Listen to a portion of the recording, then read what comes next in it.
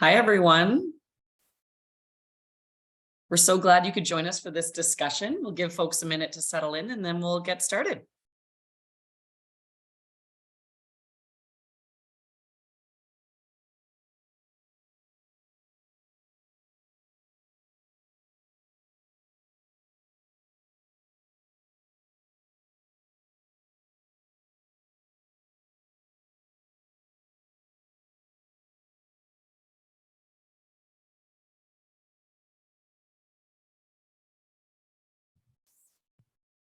It might be fun if you have access to the chat, if you want to introduce yourself and so we can see a little bit of who's here. We'll do a poll in a bit, but feel free to start the chat with everyone.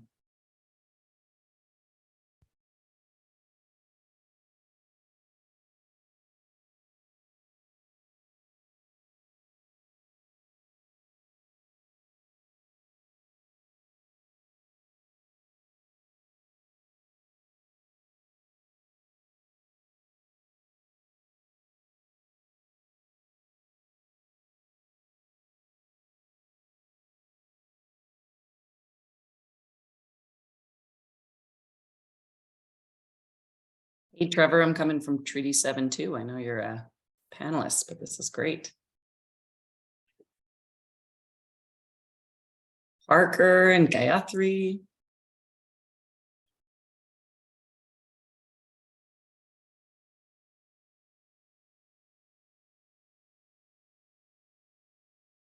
Got some Edmonton, that's great. Morning, Craig. Oh, different Trevor. There's a couple Trevors.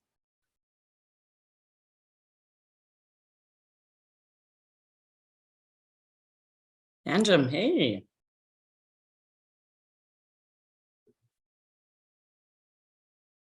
Toronto, love that. Oh, Nicole. Niagara Falls, but also North Battleford. That's great. Hi, Crystal, Stephanie. Just give it one more minute and then I'll get kicked off.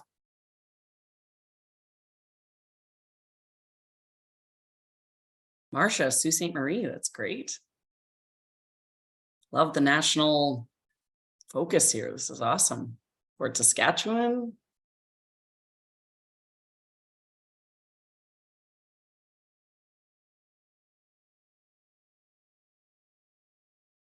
Hey, Kelsey and Krista, we got both Calgary and Halifax. That's awesome. Cheryl, great.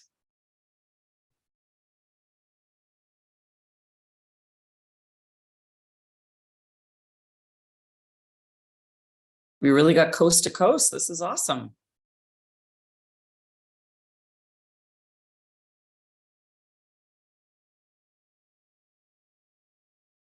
Awesome. Well, we should just get started.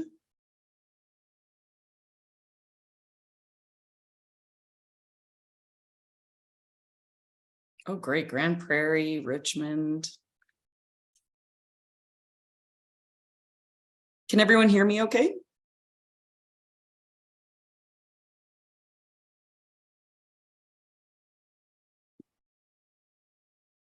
All right. Well, let's get started. So, hi, everyone. My name is Katie Smith-Parent. My pronouns are she, her. By day, I work at Spartan Controls. We're a process automation company based in Western Canada. My job is business development for industry diversification. So a lot of what I work on are emerging markets. Spartan's very well known working across all process industries, well represented in the natural resources space, of course, including oil and gas, alternative and renewable energy, pulp and paper, mining and metals, and much, much more. But by night and every other waking moment, I'm the executive director for Young Women in Energy, or YWE. We work to champion women to advance in Alberta's energy sector. So the topic of gender justice in natural resources sector is close to my heart, obviously, because of my passion of getting underrepresented groups like women and BIPOC folks better represented in leadership roles to further drive change. But we all know that natural resources is undergoing a significant transformation right now, added risks, opportunities, and fighting climate change. And a lot more diverse sets of voices helping us through this transition is essential. So while it sounds like we're all joining from many, many locations today, I'm joining here from Treaty 7. I'm in Calgary, the homelands of the Siksika, the Piikani, the Kainai, the Tsuut'ina, and the Stoney Nakoda, and obviously the Métis Nation of Alberta Region 3. So our session today is focused broadly on gender justice or injustices due to the historic and ongoing colonialism intersection with gender issues, for instance, in the case of gender-based violence. So we invite people to look into the work of the Moosehide campaign for more information. This is the work happening to end violence against Indigenous women, girls, and two-spirited people. So I first want to thank you all for being here. You showing up is obviously a clear signal that promoting psychological safety and gender equity while preventing gender-based violence in the natural resources sector also matters to you. So what does success look like today? And, where are we going? So 3 things are going to happen in this session. So number 1, you're going to learn some evidence-based tips. Number 2, you're going to hear stories of practical examples of how these tips are actually used. And number 3, we're hoping that you're going to learn about the many resources that you can use to continue learning, growing, and taking action within your own teams. So we'll start with a couple notes on Zoom. I think after COVID, we all are very familiar with this platform, but if it's helpful to you, you actually can turn on closed captioning. That feature can be found at the bottom panel. Those captions are auto-generated. So I know I speak a little fast, so they're not going to be perfect, but they are pretty close.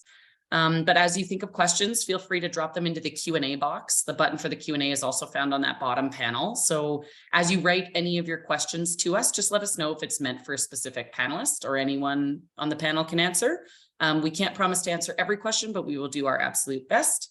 And you'll see Veronica Illich, the community manager at Next Gen Men, is here in the background. She'll be dropping links along with Charlotte that might be of interest to anyone.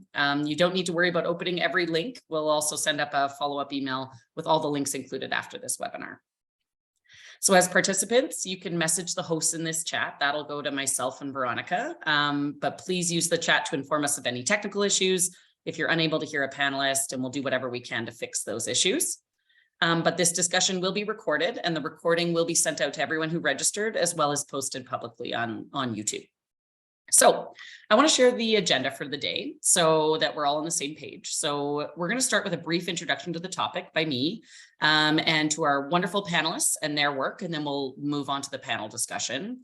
And in that panel discussion, we're going to talk to the panelists who all use different approaches in their work with natural resources organizations, and they'll explain how they're using some strategies and what those impacts are on individuals, teams, and organizations. So for the last portion of the webinar, we are inviting everyone to the audience to participate in a Q&A. So if you want to ask specific questions to the panelists using that Q&A feature that I mentioned. And in conclusion, we'll just wrap up and want to make sure that you know how to keep in touch, contact the organizations of the speakers, and if you feel prepared, to keep learning and taking action.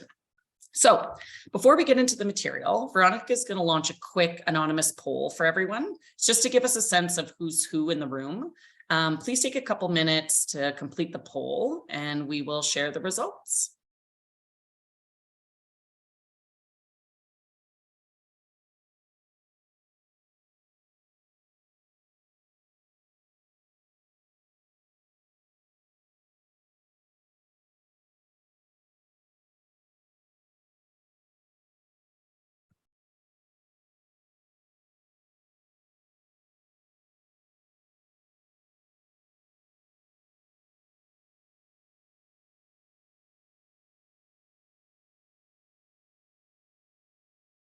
And Veronica, I'll let you share the results whenever you think it's appropriate.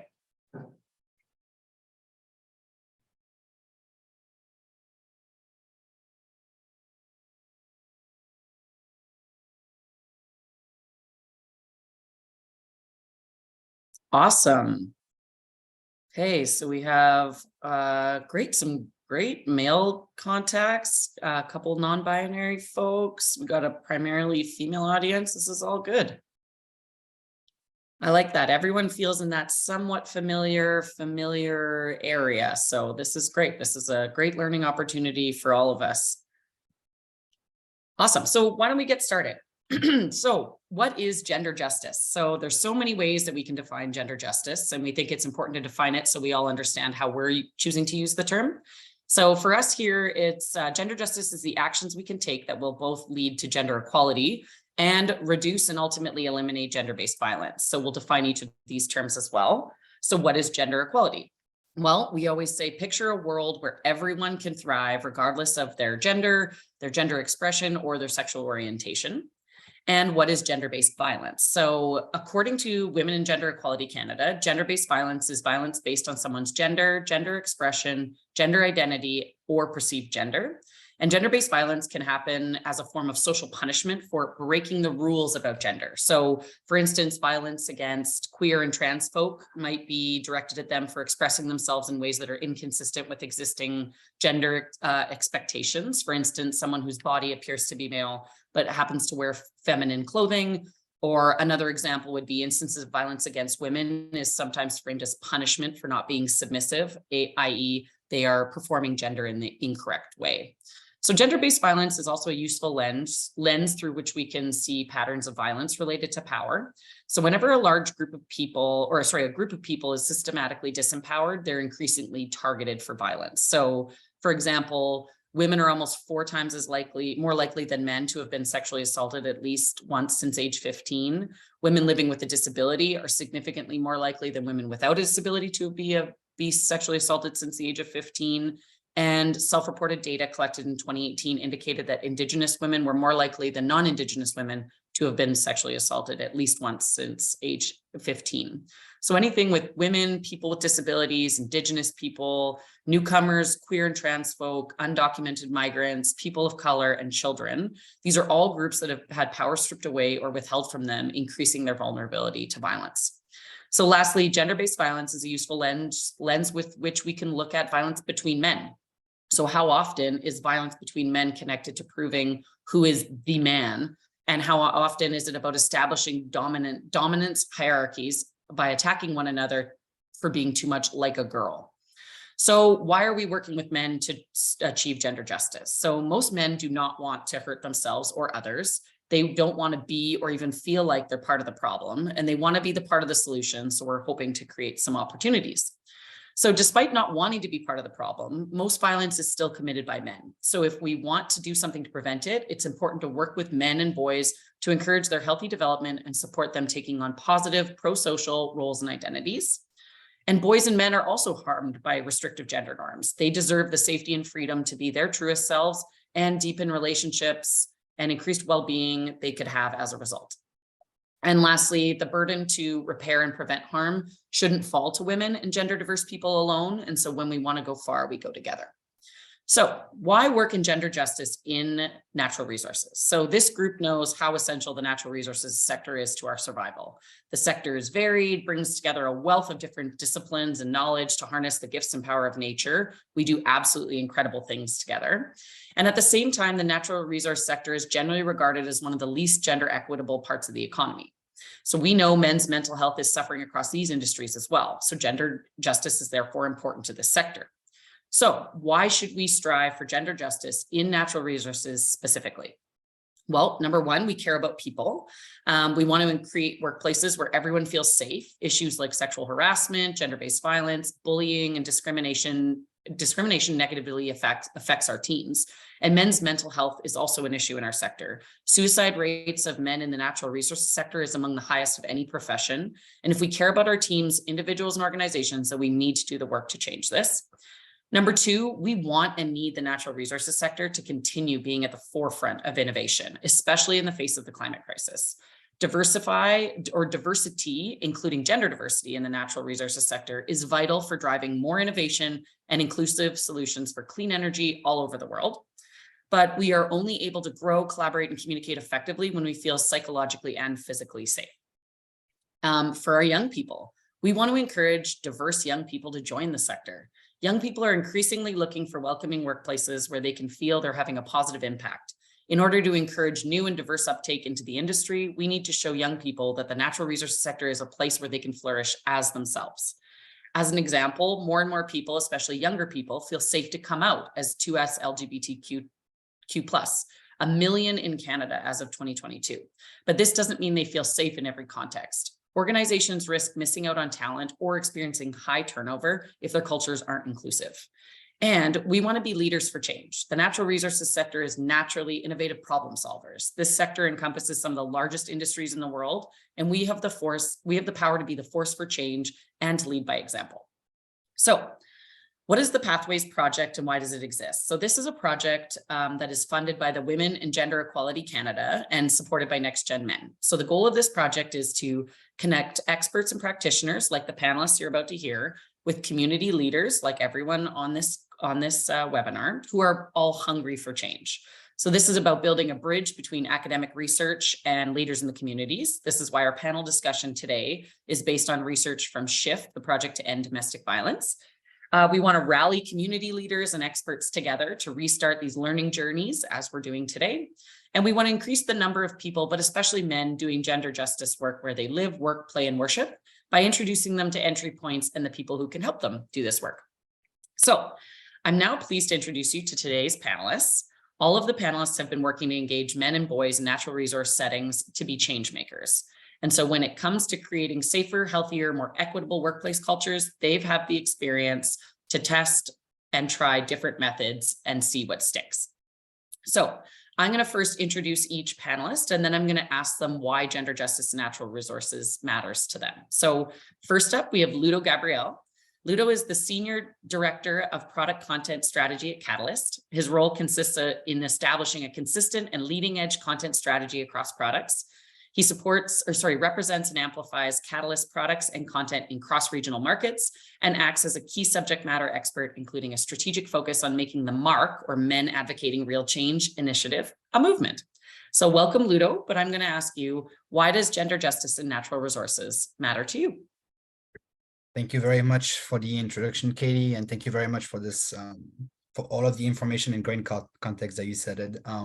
Well, just like you know, gender justice is a subject that is very close to my heart personally, and gender equity is a human issue, which, as we all know, reaches far beyond the workplace context. So we know that the way in which we perceive ourselves and people from different genders starts at infancy, builds over time, and is passed along and reinforced all around us, even very often unconsciously.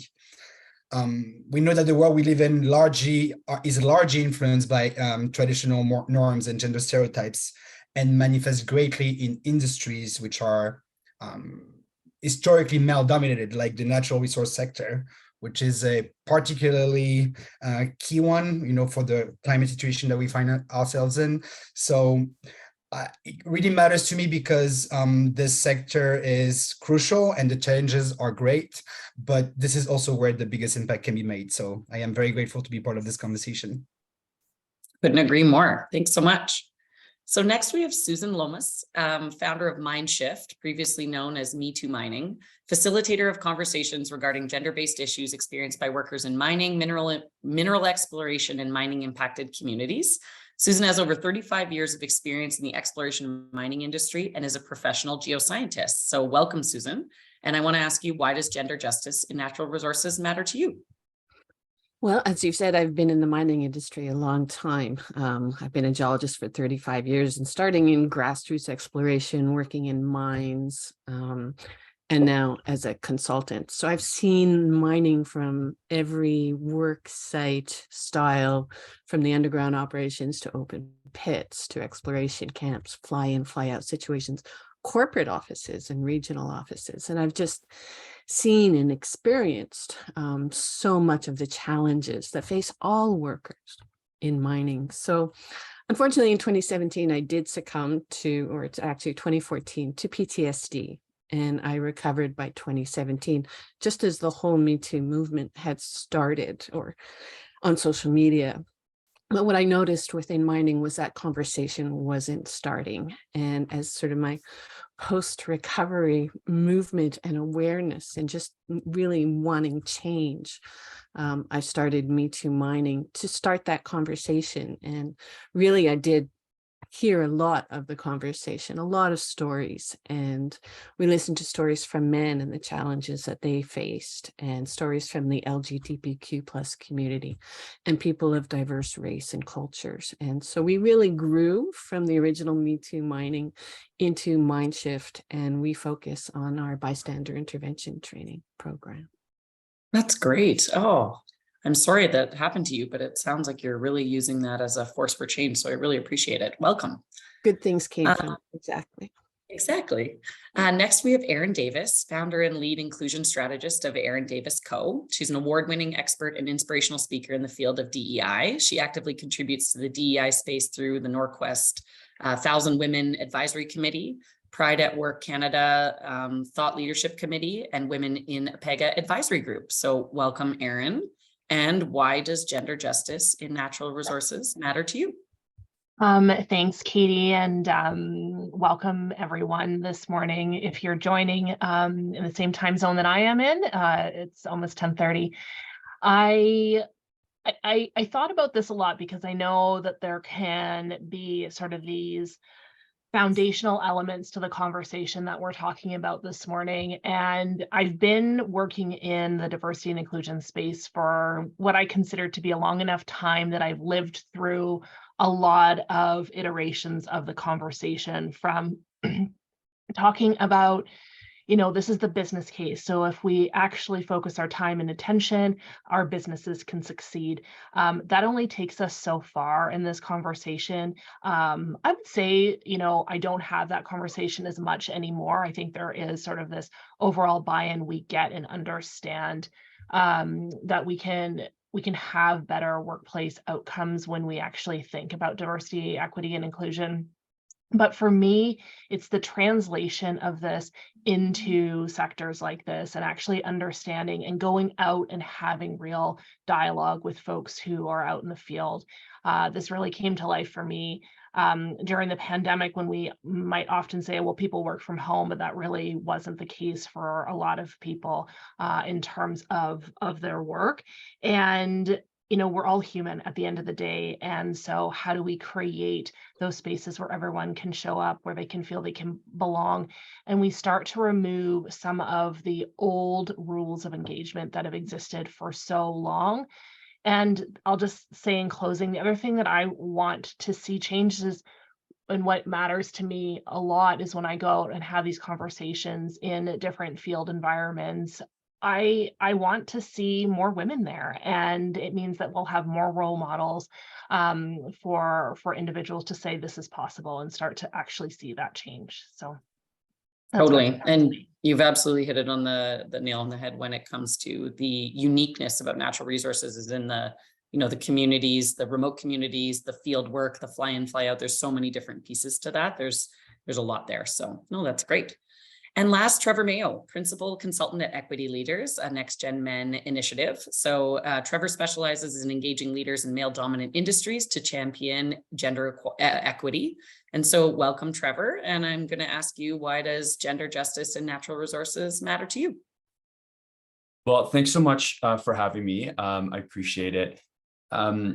I think one of the things that gets me fired up about the space is I spend so much time working with leaders in this space on how to get stuck around these issues, because there are a lot, as you mentioned earlier, there's so many people who want to be part of the solution, who see themselves in some of these change, but just don't actually know where to go or what to do or how to do it. They sit in boardrooms, they talk, they see the papers pass over their desk or through their lunchrooms or whatever, and they just don't know where to get going. So I worked in Northern Nevada, Papua Guinea, Dominican, across Alberta with groups. And while the challenges aren't unique to this sector, the cultures and strategies that we need to bring to the challenge need to be unique. And it's a human issue, but it's also a business challenge. So it's actually one of those really interesting places where those two things meet. And so we actually have an opportunity to create a tremendous amount of change and impact. And I think the one thing that I would also just say before we get into it is leaning into something you just mentioned a moment ago, Katie, is the fact that there are so many communities in which we touch. It's not just the physical community, but it's also I mean, the communities back home. It is the cultural touch within the broader geography of where we are, the family, the friends, all these different people. And so if we lean into this industry, the opportunity for community impact, for sustainable behavioral and attitudinal change, for safety impact is really significant. And I think that's incredibly powerful, which makes me really excited specifically about this sector, because I think that makes it a little bit different when you're talking about this than some of the others. So it's a treat to be here today, and I look forward to the discussion.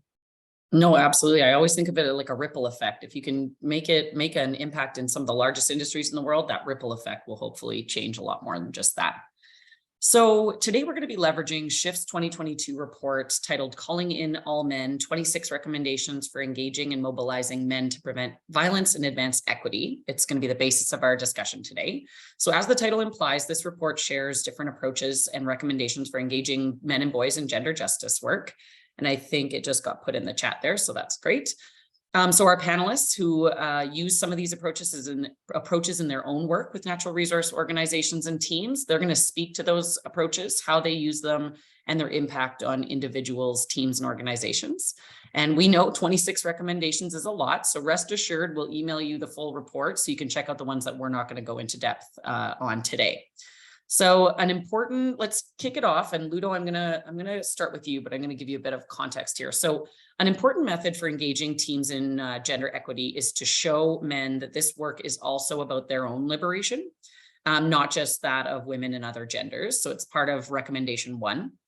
So the SHIFT report states many men need help seeing the compelling reasons to engage in gender justice work, and their why starts with understanding the personal stake and impact this work has in relation to their own needs, lives, and experiences. So while we must acknowledge the power and privilege dynamics that exist between different genders as a result of patriarchy, it can be extremely impactful for our workplace teams to understand how these issues affect us all. So Ludo, I'm going to ask you to start off. I'm hoping that you can share some of your experiences on how putting this recommendation into action has worked for you and the teams that you've engaged. Yeah, thank you very much for this very important question, because this the question of the personal benefit of men is so critical, because we are so socialized as men to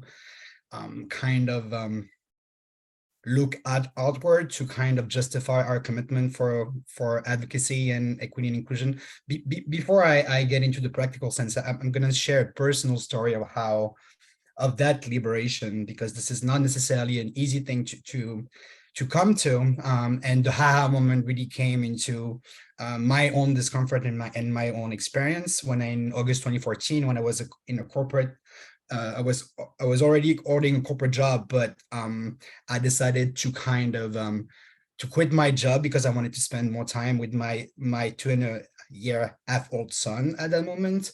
And I knew that this was the right thing to do. And at the same time, the joy that I experienced was very quickly tarnished by this discomfort of not contributing financially to my household, even though I didn't have, I was not in any financial need.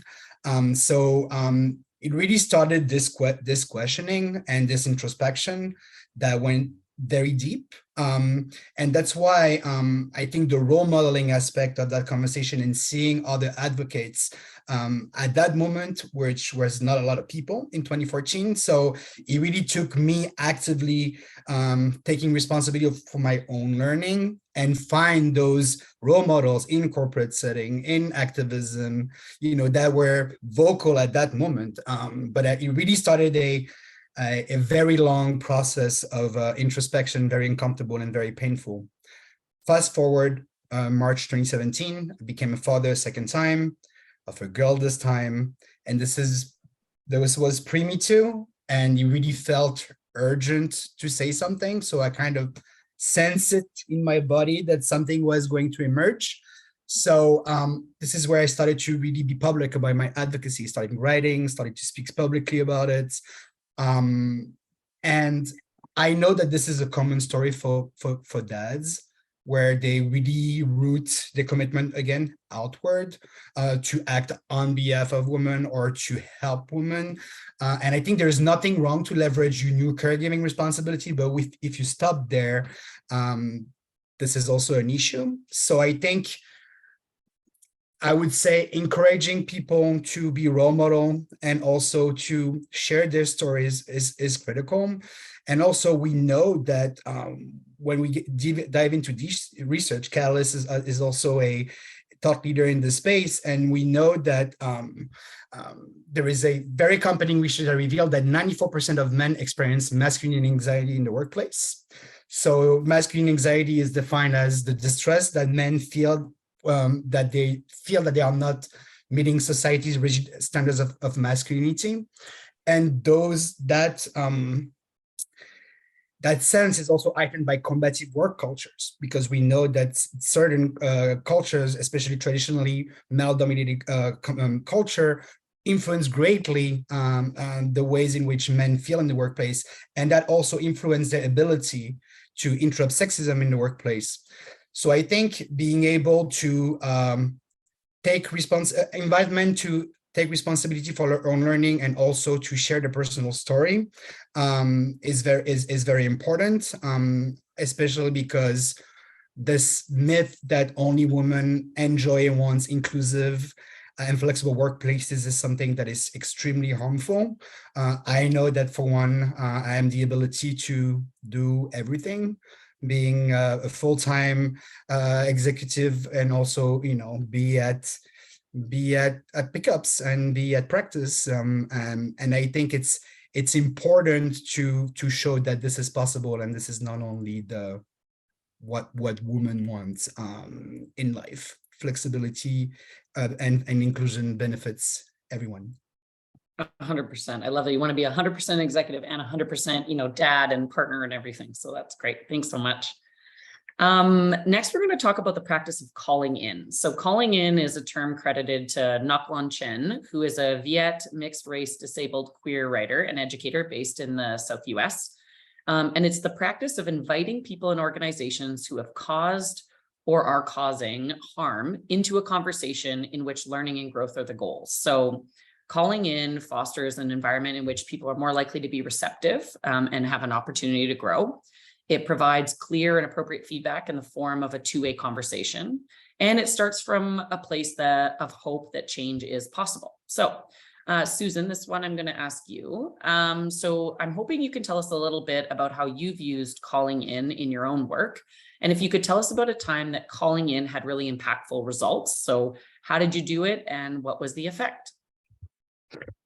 Calling in is becoming such an important aspect of teaching people how to deal with conflict or how to deal with challenging situations that they can face. And I know in our work with bystander intervention training is people always think it's that calling out, immediately telling somebody that what they're doing is wrong and, wagging the finger even maybe. And that's not what it should be.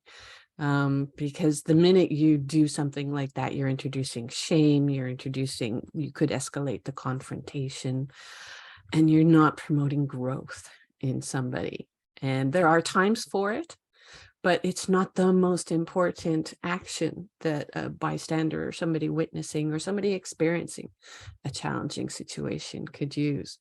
Calling somebody in, which is talking to them aside, taking them aside, or talking to them a few minutes after, or once things have calmed down, even a few hours later, and just walking in and saying, can we have a conversation about what just happened or what happened earlier?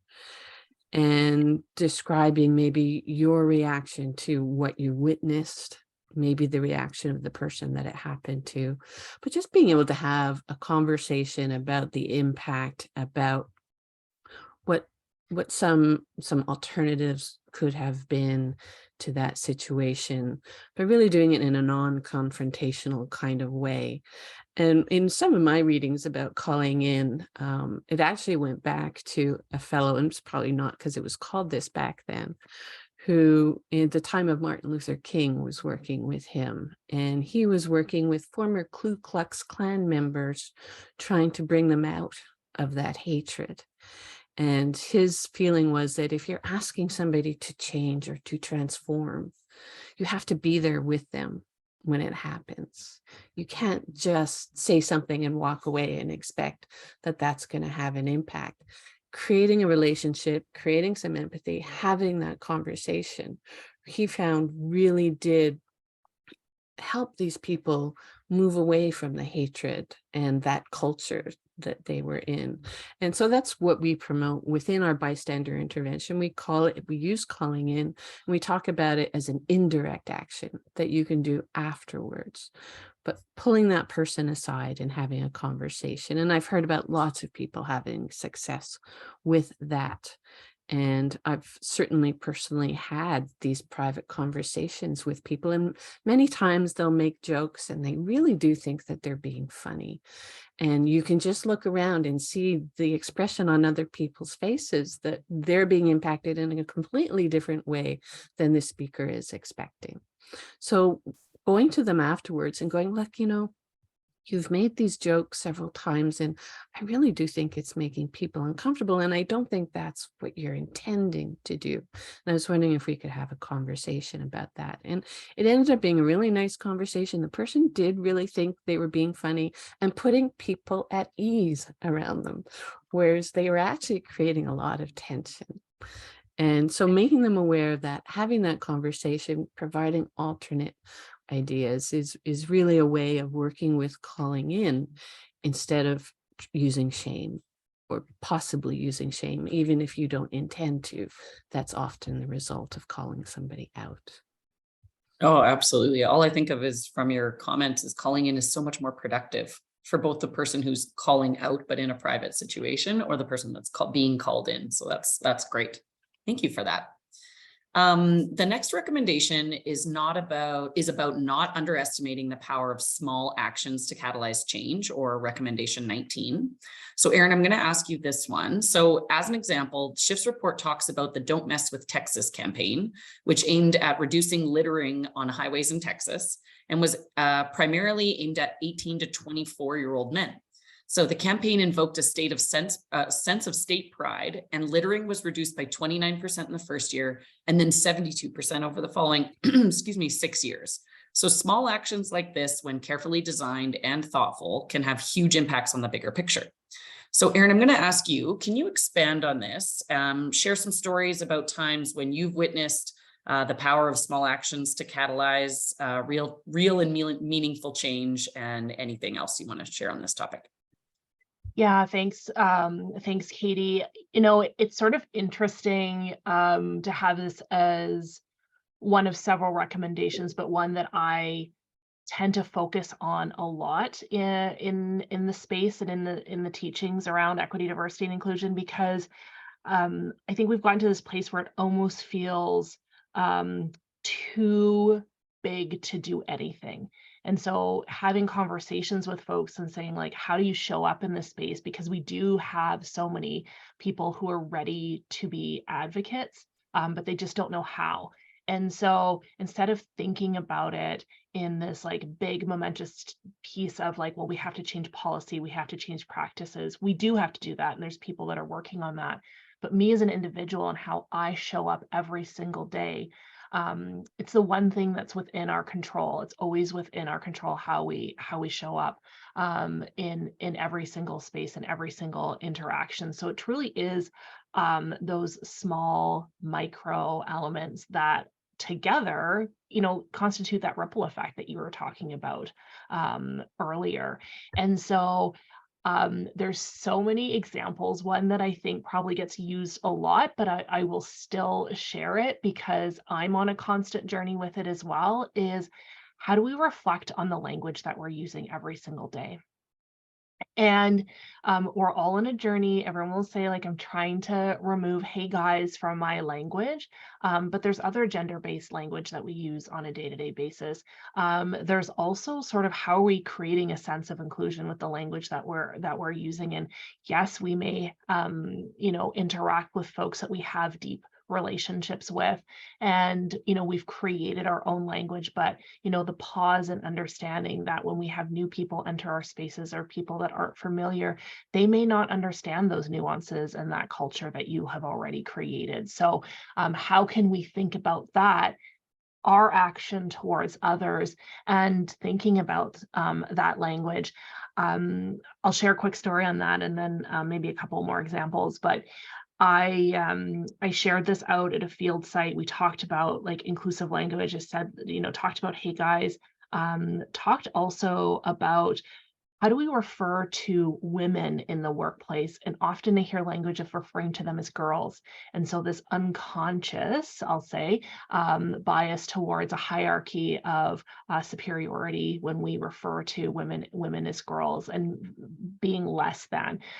So, I sort of counteract that and say, there's a high likelihood, and actually there is no likelihood, that the person that you're referring to is not of legal working age. They really are a woman in this field. And so we need to start thinking about that and thinking about them in equal stature to the work that they're doing. But the other thing too is, how do we refer, as we're getting to know someone, do we make heteronormative assumptions about someone's partner or spouse? Are they married to a man or a woman? And so it's a pause again in our language and thinking about creating those inclusive spaces. And so for me, that's a small action, because the more we practice it, or the more times we catch ourselves, we're reprogramming our brains to start using that new language. And I catch myself all the time, right? I'm sure all of us on the call are on this continual journey to change and continue to shift our language. But if we think about the younger generation, so I have 2 kids, they bring home new language and new words every single day that I have to like sort of learn and understand. So, no longer are there excuses that like, it's impossible to learn these things. Our kids learn it and bring it into the house every single day. So we can certainly take the time to think about that. And the other small action, and then we can go to the next question. I just think about the reflection again on ourselves of like, what does our day-to-day look like, and who are the interactions and who are the people that we are interacting with every single day? For me, I sit in front of a computer for a lot of my time, so it looks maybe a little bit different than folks who are going out to field locations. But when is there opportunity to build new relations, build new connections, learn from others, and not rely on the way that we've always done things? And so I think it's this real opportunity to say, hey, can I get to know you? Can I learn a little bit more about you, instead of always relying on the same people that we rely on for information, for knowledge, and all of that. When I think about my day-to-day, it's like, who am I booking meetings with? Who am I spending time with? But there's so many opportunities for us to take that small action, because if we continue to do things the way that we've always done them, that we will get the same results. And I think we're all here today to say that we want to continue to evolve this industry to making the changes that we're talking about. No, absolutely. And I think Next Gen Men might have posted this, but it was something about using the word y'all is like in the South, it actually means you all. So it's a easy inclusive term to use, because I get caught up in the hey guys a lot. So it's something we're all on a continuous journey for.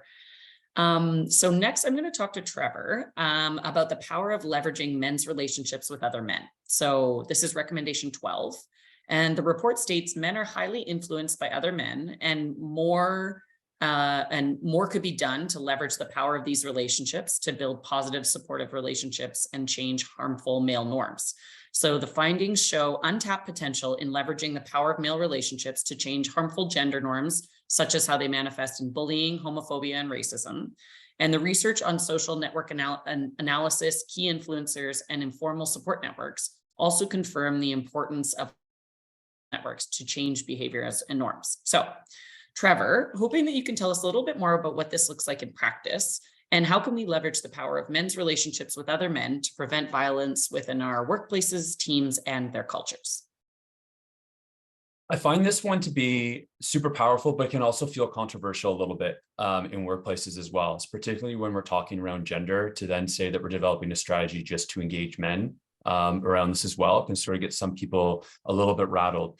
But specifically on this recommendation, peer-to-peer engagement is the most effective, sustainable cultural, behavioral, attitudinal shifter. It's not about me posting something in the workroom. It's not about me sending out a memo. It's not about me, frankly, making a policy. It is about being able to be engaged by people you trust, people you care about, people you relate to, people that you have an affinity to in some way. So when we're talking about trying to get people through that shift, not just the behavioral shift, not just doing it because they know it's what's expected of them, or what might get them in trouble, or what might get them canceled if they say, but actually have people caring about what that shift is, we need to engage them on that peer-to-peer level. And so we up until this point, a lot of time, we like put something up in the locker room, we've sent out an email, but we have not really focused in on how we actually engage those peer-to-peer conversations, how we enable people to one, create the space, but then provide them with the tools to be able to have that conversation in a healthy way, how to learn and how to unlearn, how to sort of flex and do that. And I have two actually great examples of it specifically from this industry that sort of work on this one. One is something as simple as today. I mean, we all have our pronouns listed beside our names in the box. And I was on site with someone and we were chatting about it, and some guy brought up being like, I don't get it, right?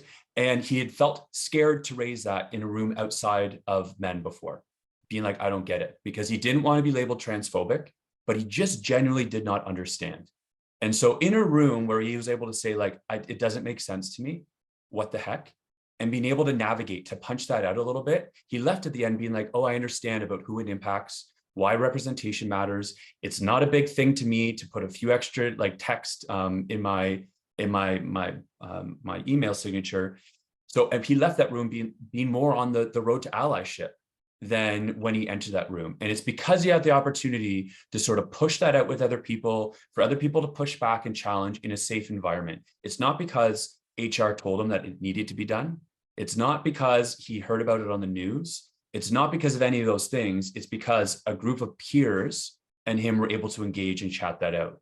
Another example is, if we think about it in locker rooms, break rooms, whatever we want to call it, change rooms in different spaces. I mean, homophobic jokes have been a mainstay for quite some time. And I was working with one group in a underground environment, very, very gruff attitudes and all that. Language that has been baked in like this for so long. And there've been a lot of really homophobic things said. And that was creating quite a toxic environment. And when we talk about new people entering the environment and like them being like, well, that's just the way that this is, and creating quite a challenge. Well, when we sort of dig in a little bit, the people who are using that and saying things like that's so gay or don't be a pussy or things like that didn't mean any malice towards those specific groups. When they're actually polled, they'll be like, oh no, I actually want to see myself as an ally. Oh, I actually like am trying to be welcoming to these groups. The problem is there's a disconnect between their actions and their intent and their impact. And it wasn't until they had a peer come up to them and say, hey, I don't know if you realize what you just said, but like, maybe like think about so-and-so in the room, or think about who might be walking by. I don't know if you realize what you just said, but this is what the impression that it may be giving, or that might not be funny, might be thinking about as we going by. Guess what? Radically shifted. The behaviors radically changed. The use of that term went down. And again, that wasn't because HR sent out a memo. It's not because the boss came in and said, hey, you guys can't say, sorry, you guys, but it was a male dominated space. You guys can't say this homophobic word anymore, it's problematic. Frankly, the policy been on the books for 20 years. We had these programs on in terms of saying what was acceptable language and what wasn't acceptable language, whether it be around emasculating language, misogynistic language, whether it be around indigenous words, ableist language, whatever it is. We had those on the books. We didn't actually see the change until men were able to do that. So I think the lasting sort of action item for us is saying, okay, well, all of us on this line, what do we do if we don't have access to every single person on how to activate? And we go in and we do sessions and workshops with leaders and individuals.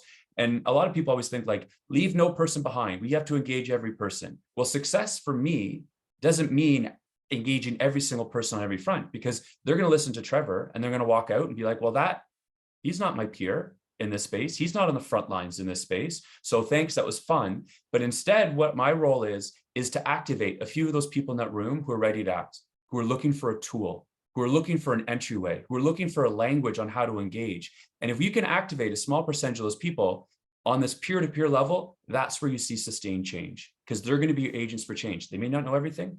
They may stumble along the way. As long as you're giving them permission to be able to stretch those muscles a bit and engage, that's where we see the attitudinal behavioral shift. It's a challenge for us practitioners who are impatient, who are passionate, who want to put something out there and change and flip the switch. But if we want to see that attitudinal change, we got to put our change management hat on and recognize we need to activate some influencers, activate some people who want to be agents of change, who want to do right by people, and then provide them with the tools to get the ball rolling. Totally. And there were a couple things that you said there is like the intent versus impact and the idea that policy doesn't equal practice. But Veronica had mentioned it in the chat, but it reminds me very much of calling in, but from a peer-to-peer perspective where you're not necessarily getting in trouble, but it's someone on your level who can be like, hey, did you really understand what you were doing there? So that's a great example. Okay, next one, we're going to go to Ludo. So the next recommendation I'm going to explore is this idea that men need to be explicitly targeted in interventions aimed at violence prevention, gender equality, diversity, equity, and inclusion. So men need to be made visible, not just part of the problem, but as a necessary part of the solution. So this is pulling off of recommendation 6. So Ludo, I'm hoping in your experience, how important has it been to develop interventions, not just with men in mind, but actively targeting them as stakeholders in creating solutions to any complex issues? Yeah, that's super important recommendation. But before I get into it, because language matters in everything that we do, I must admit personally that I'm not a big fan of the term of targeting and intervention, because unfortunately it kind of exacerbate the polarization of the gender conversation, which honestly does not need more. We already have a lot of antagonistic language towards men, such as toxic masculinity. And the last thing that we want is to give first some men the opportunity to check out, because a lot of men also do not come from the best intention in mind. We have to recognize that. But also for the one that are on the fence, we can also turn them off, which is a big missed opportunity. Totally. And I mean, I think it's just critical. Men still hold the vast majority of leadership roles in government and in organizations. So men must be included. And the idea is that without engaging them, we cannot create meaningful progress. And this is why, for example, the Mark Initiative specifically focuses on men, but is not exclusive to men. We center our approach on around gender partnership, which we define as men, women, and people of all gender working together in partnership to create collective culture change. So the idea here is that men are not the root of all evil, but they have a lot of work to do. All of the engagement that we have aim to reach 70% of men and 30% of audience that identify otherwise, because it's important to be able to come at the table all together to assume mutual accountability to advance equity and inclusion in the workplace and beyond. And I think when we call men in with this lens of empathy and compassion, one of the things that you said before also kind of recalled a quote from Tony Porter, who is an American activist, who said, the vast majority of men do not sexually harass, the vast majority of men do not are not violent, yet the vast majority of men remain silent in the violences that are like kind of perpetrated against women and marginalized groups. So I think inviting men in with the lens of also equipping them with the skills to be more effective gender partners helps a lot. Also showing them the impact that they have, and men have a huge impact. According to the Boston Consulting Group, 96% of organizations report progress on D&I when men are involved versus 30% of organizations reporting progress on D&I when men are involved. And men want to be part of the solution. I think assuming positive intent when we engage men primarily is very important. Actually, Catalyst research shows also that when we measure men's commitment to interrupting sexism in the workplace, we have 86% of men that said that they are committed to do so. But when we measure their confidence, that number drops at 31%. So we have to also all collectively take responsibility for that gap, because it is explained by organizational culture, which we all maintain, the status quo is not only maintained by men, it is also maintained by women in position of leadership, and who have also kind of made it into a men's world, so that therefore they are kind of perpetrating also that behavior.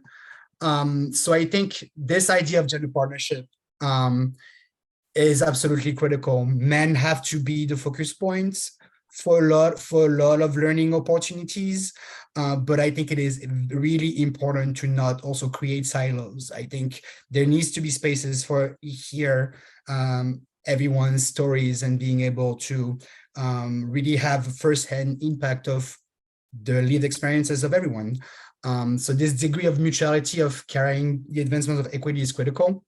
And for us at Mark, we just use really men as the entry point into the DE&I conversation, because again, this is where the most impact can be done by virtue of the leadership positions that they hold. Absolutely. Yeah, no, oh my gosh, it's super powerful. Just seeing, it just sounds more and more like this whole, and Susan, I'm going to get to you for this next question, but it goes back to this whole idea of bystander and the people that are silent, but how do we train these people to be those either peer advocates or, that it's better on that level. So yeah, this is super interesting. So we're going to go into recommendation 14. So this one uses storytelling as a powerful way to connect men with gender justice topics. And so from the report, it says men are more motivated to engage in prevention work when they can make a personal connection to the problem of violence against women. So this suggests that prevention efforts could be more effective if they can increase men's emotions, which can help build greater empathy and increase men's willingness to address violence against women. Importantly, this should be done in ways that do not inadvertently devalue women or reinforce the idea that men need to protect women. So Susan, I'm going to ask you, so you obviously use storytelling in your work to create conversation around gender-based issues within the mining industry. So can you tell us a little bit about how storytelling has worked in practice for you and your colleagues at Mineshift? Storytelling has been incredibly important for us, both in the telling of our stories, because particularly women that have been in mining for a long time, we never shared our stories. We never told men about the struggles that we had when we started. And then it just wasn't a part of the conversation in mining to just bring it up either. So we had to share our stories, but also listen to stories. Men have stories. And when you listen to them, it's incredible what you learn. And if we can just go back actually a couple of slides, there's a number graphic I have with some statistics. And I know these isn't stories, but this is also one of the things that they talk about is data and how we can build from data. So Rio Tinto, out of the blue, released this paper on a review of the culture of all of their operations across the world.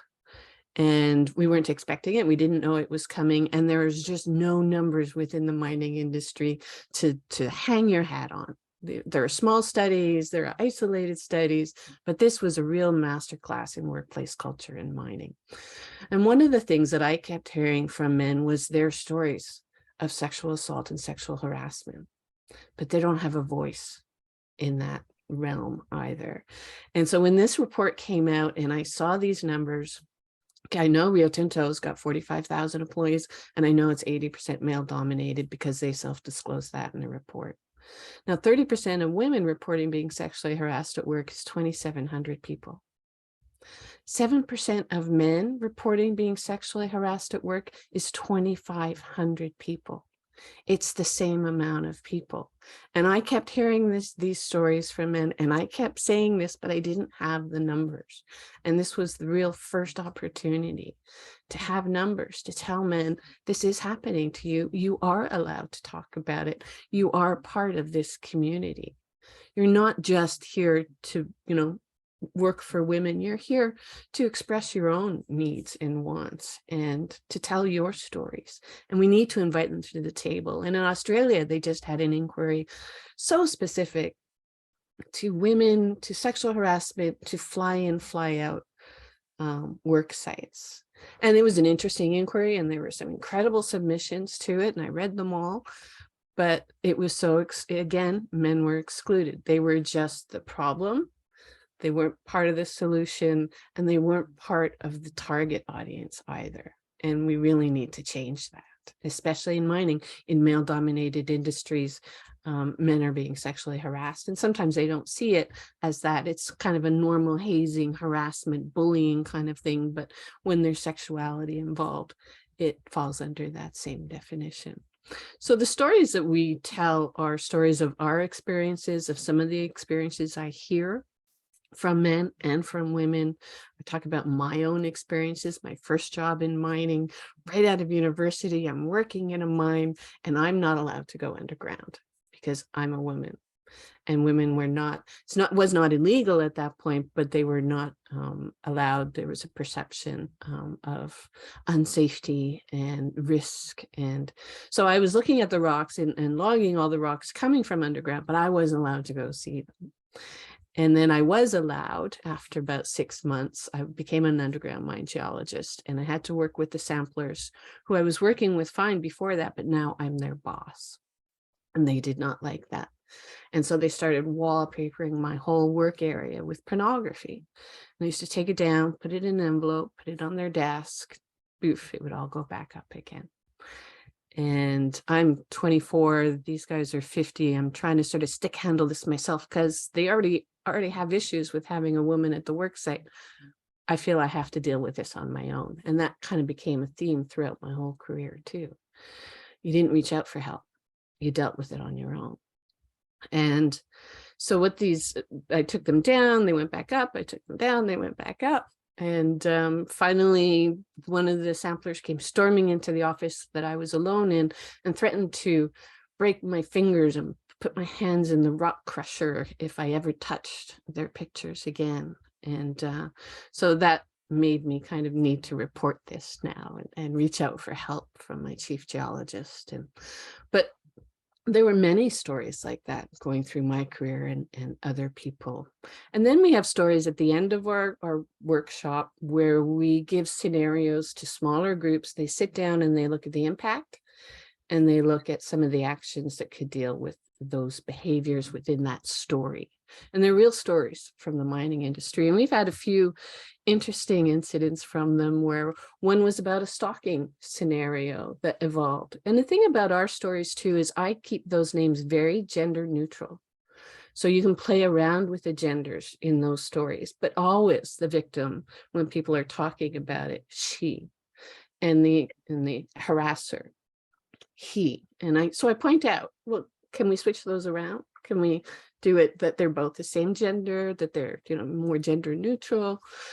And so it really plays with people's minds when you do that. But anyway, so in this older gentleman stood up to summarize his group's discussion about this stalking scenario. And he did feel it important to let us know that at the very beginning of this, what he would do was go talk to the woman that was being stalked to find out what she was doing to encourage this behavior.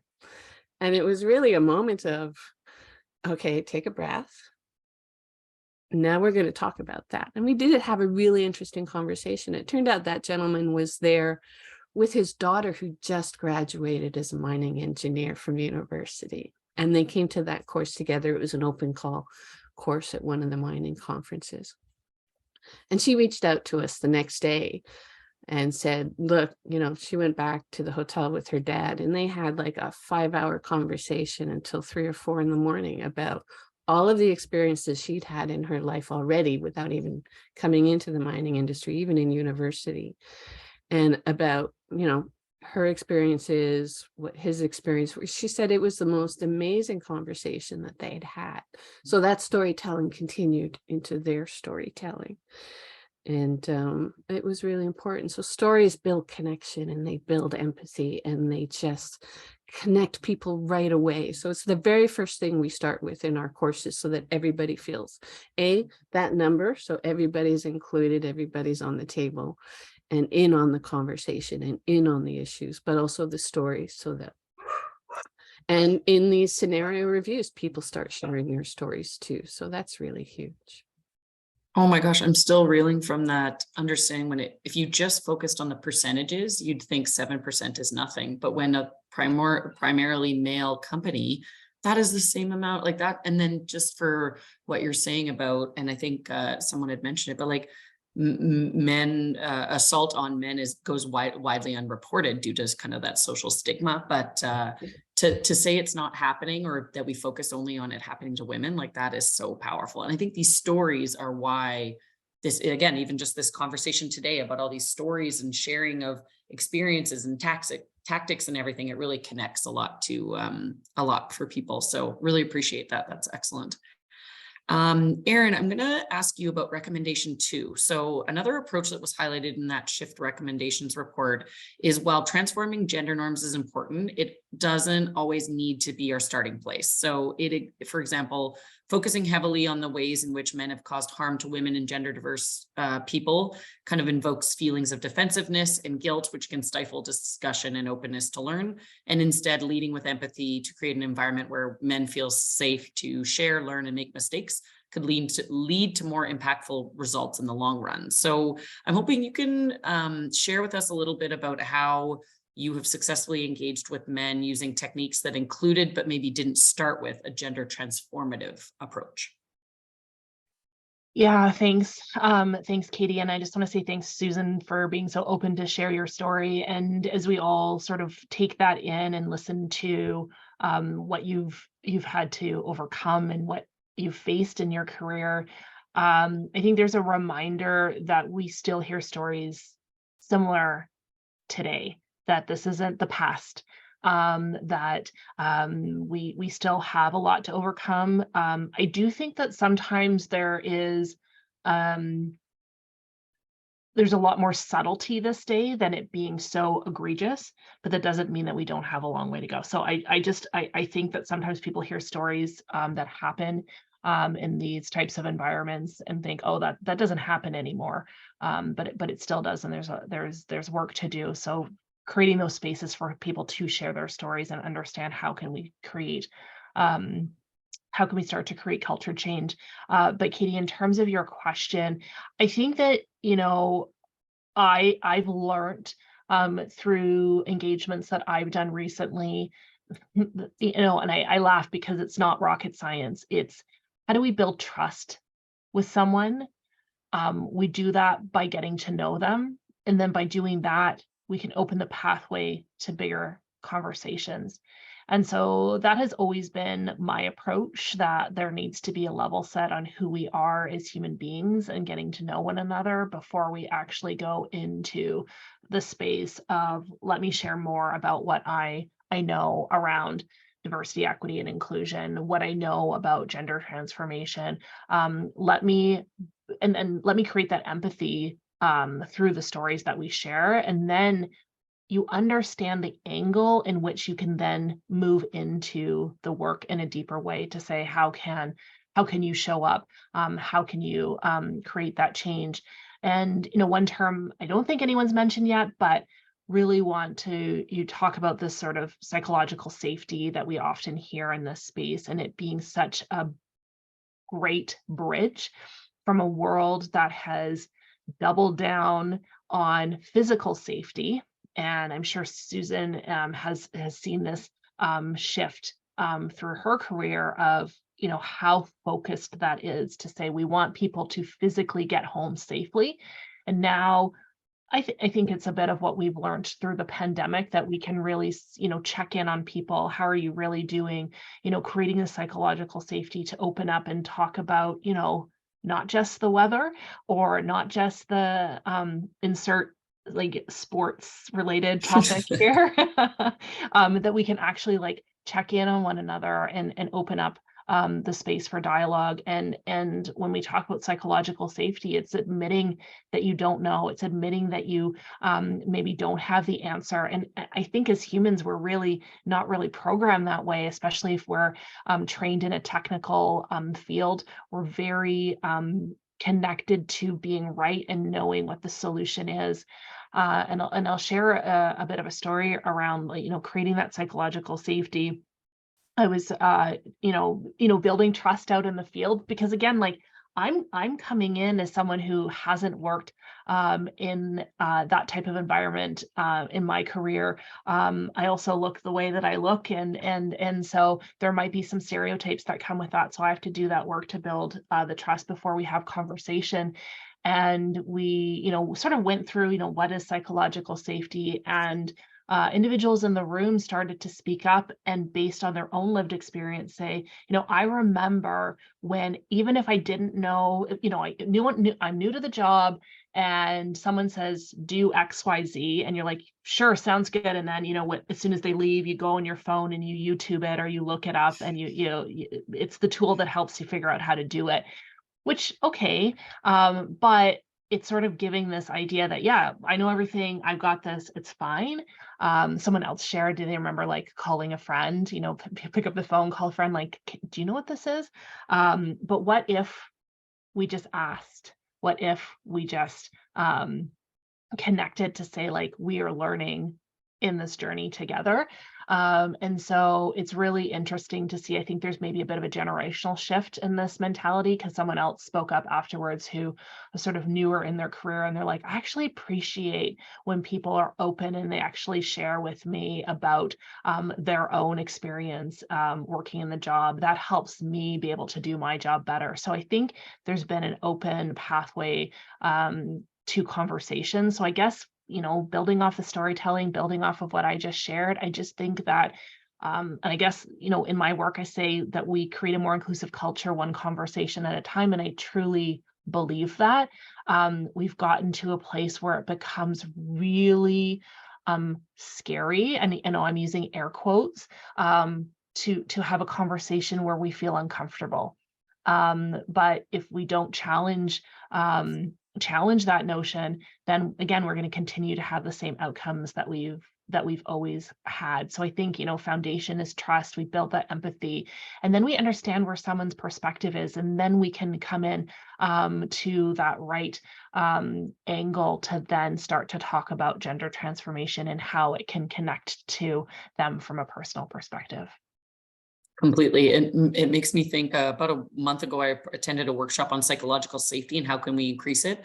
And someone recommended that maybe we add it where, where you have to do certain PPE, like you have to wear certain PPE, you have to do your H2S, you have to do your WMIS, like all these certifications. If you had to also do your psychological safety certificate before you could get on site, it was just these interesting pieces. Or how do we bring it into the existing kind of physical safety world as well? No, totally.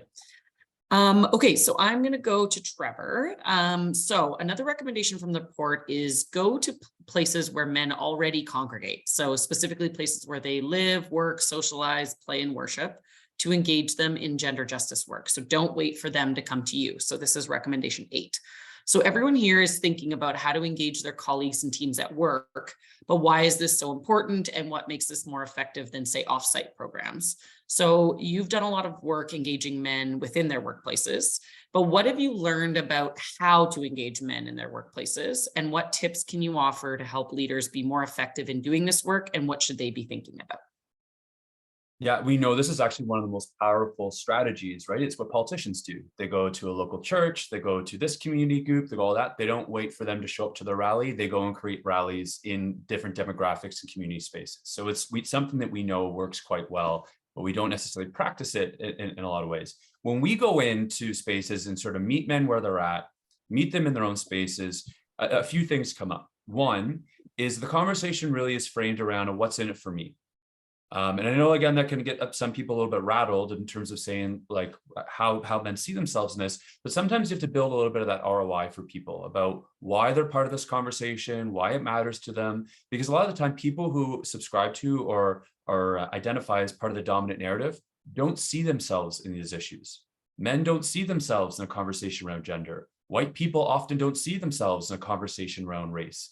Down and down it goes. And so if you're part of a dominant narrative, a lot of the time, this just doesn't even blip on your screen in some ways. And we also want to have the conversation to move people past saying like, I really care about gender because I have a daughter. Or I really care about gender because I have a wife. Kudos, good for you.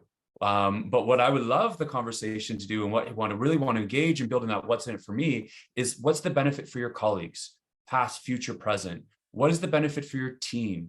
What is the benefit for your success? How does this lead in and aid your KPIs? How does this increase safety in all forms at your organization? So there is a real what's in it for me for everyone to lean in and be part of this conversation. And so it's the same thing with the dominant narratives for like ERGs doing incredible work in this space.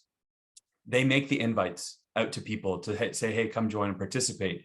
And it'd be really amazing if more men joined in and either the events or the work. Those asks have been made. But again, if they don't see themselves as part of the work, they don't accept the invitation, or they don't feel like they're welcome there because they're not part of that talk.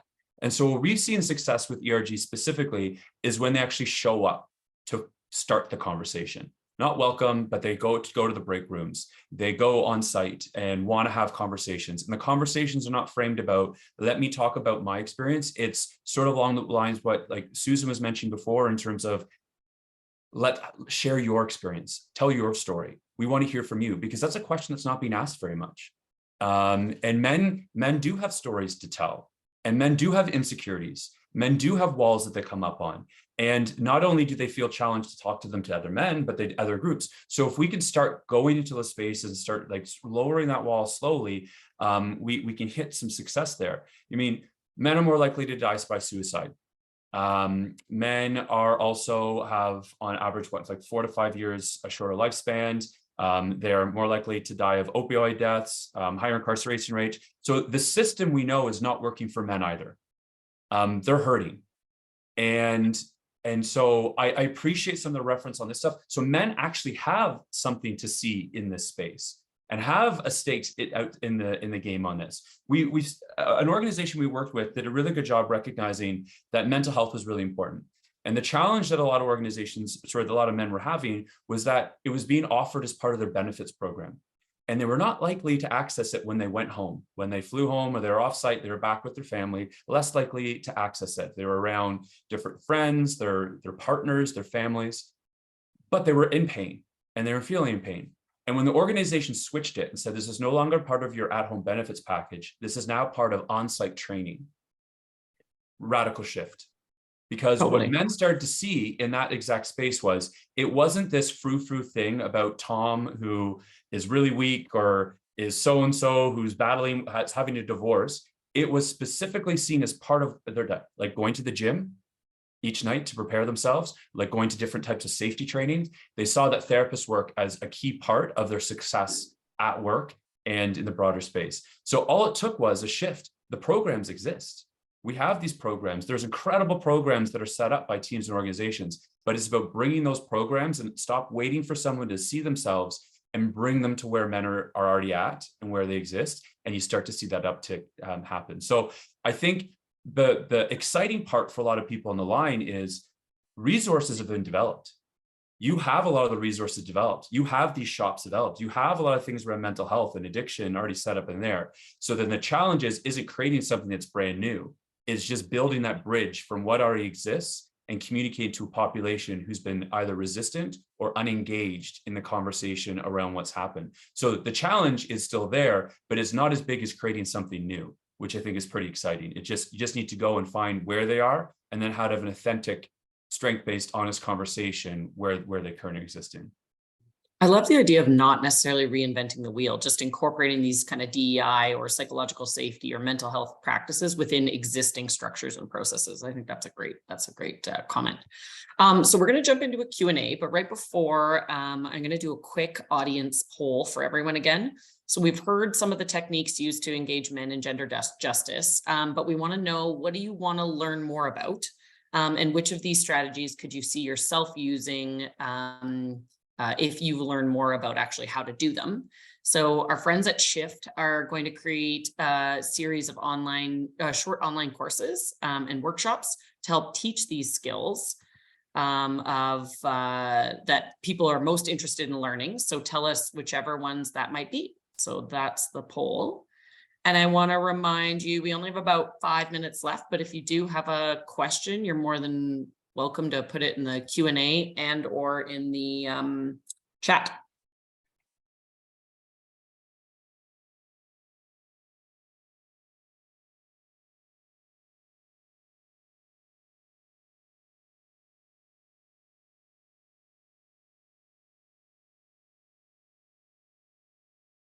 Ooh, I get to see behind the scenes. This looks great.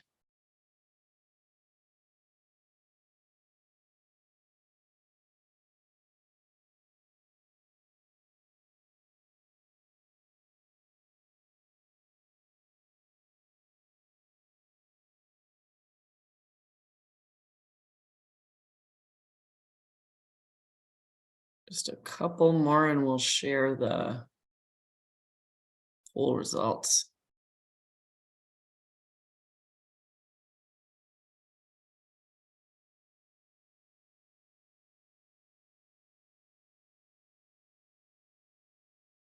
Veronica, I'll let you share the poll whenever you think is appropriate.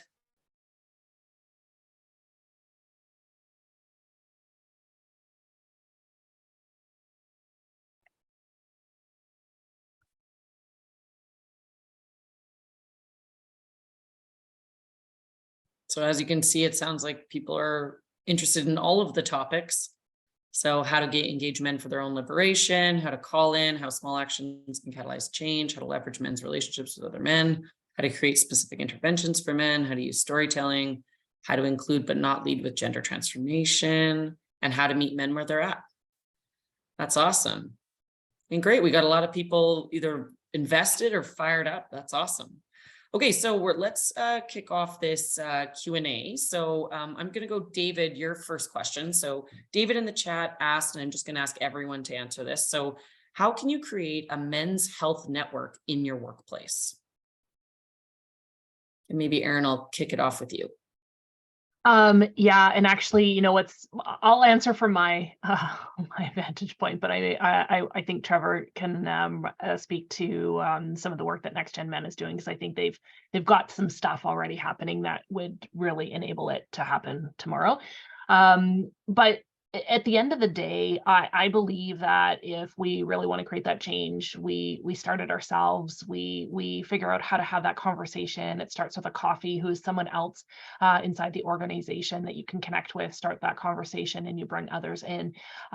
Depending on where your organization is at, there may be formal structures in place, like employee resource groups, that you can go and have a conversation about this.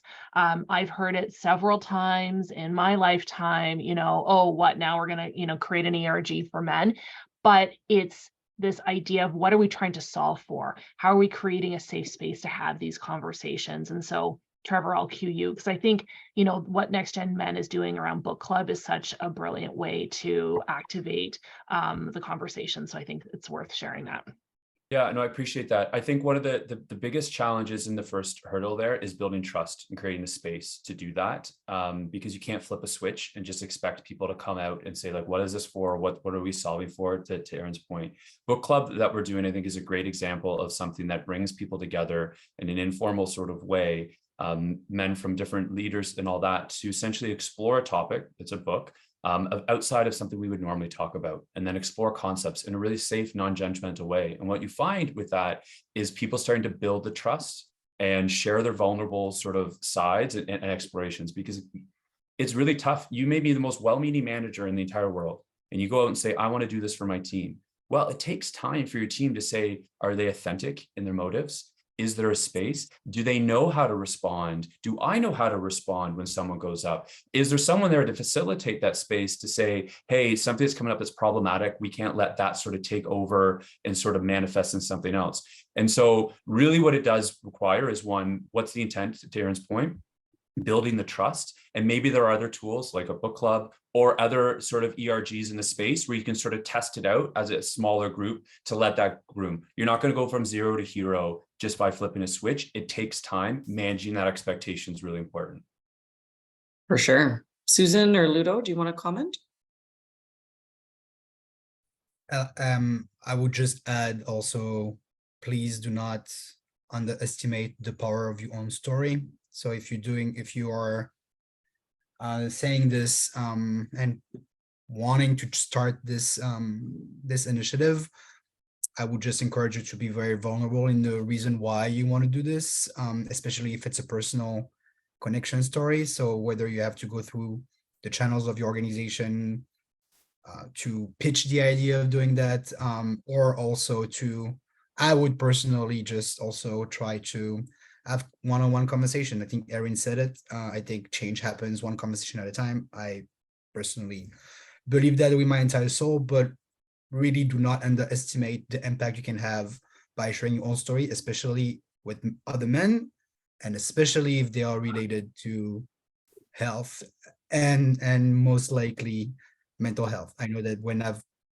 shared a couple of very story publicly when I've written, I had a lot of public praises from women and I had a lot of private ones from men. So do not underestimate the power of your own story. No, love that. Susan, do you want the last comment? Just, yeah, very quickly, I'll just add that I find like we recently just did a group of 250 workers with tech.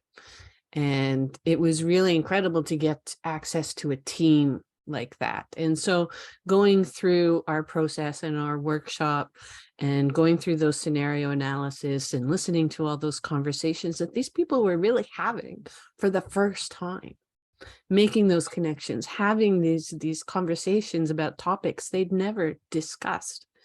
And really what I always end with is encouraging them to continue those conversations, have coffees with each others, have weekly get-togethers, do something to continue this, and don't just stop it here and walk away now. And you can see, and I hear about these conversations continuing afterwards. So it's sort of having a group collection or collective experience, and then being able to take that experience into their workplace and into their lives outside of that.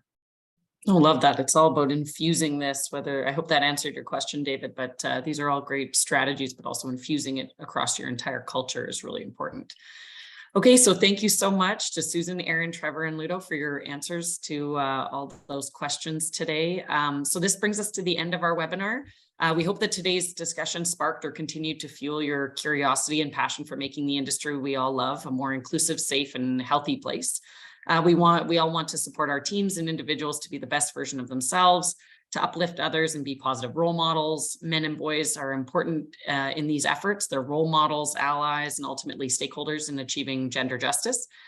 We know that leaders in natural resources like you have so much influence to shift our culture in ways that are truly game-changing. And we hope that after today, you'll consider either reaching out to the organizations of our panelists or other similar organizations not included today to continue to learn from and with leaders in this field. We hope that you enroll in some training or you're finding tools that can help you implement the changes you'd like to see. And obviously Next Gen Men can help point you in the right direction. And then keep in touch to continue to learn about different opportunities to deepen your learning. So you can send up for that monthly newsletter, whether it's Next Gen Men's or any of these organizations represented, but also that Pathways Project. So within the next few hours, you can expect to receive a digital handout via email. So with links to the organizations of our panelists, as well as additional organizations doing gender justice work within natural resource organizations. This digital handout will also include links to training, courses, reports, and TED Talks, basically everything they could think of to spark more curiosity on this topic. And you can also expect the webinar recording within the next few days. So if you have any questions, please reach out to Veronica at Next Gen Men. But again, a huge thank you once again to our panelists, Susan, Erin, Trevor, and Ludo. And thank you all for attending. Have a great rest of your day. Thanks, Katie. My pleasure.